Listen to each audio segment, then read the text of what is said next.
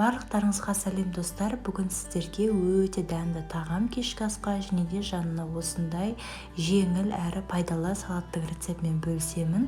Тамағымыз бір-ақ сағатта дайын болады, оңай әрі жылдам жасалынады.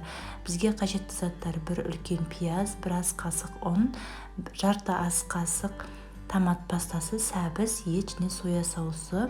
Сәбізді алдын ала үкіштен өткізіп аласыздар. және табамызды қыздырып, осылай майымызды құйып, майымызды қыздырып аламыз. Одан соң пиязымызды 3-4 минуттай қуырып аламыз.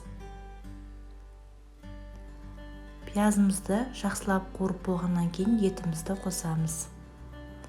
5 минуттай жақсылап араластырып қуырып аламыз.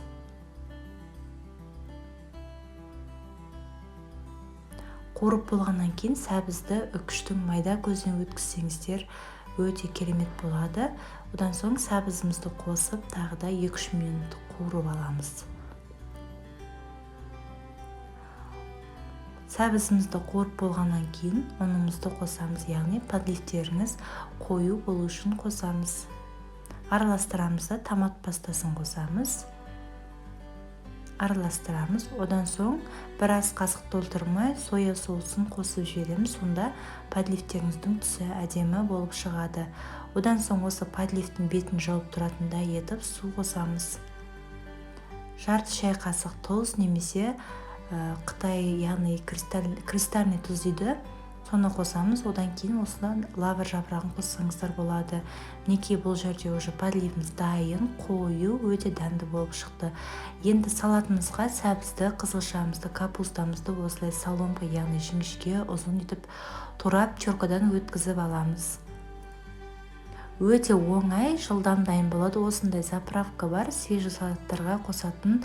Осыны араластыратын боламыз, және де аздап тұз қоссаңыздар болады. Бұл заправканы үлкен супермаркеттерден таба аласыздар.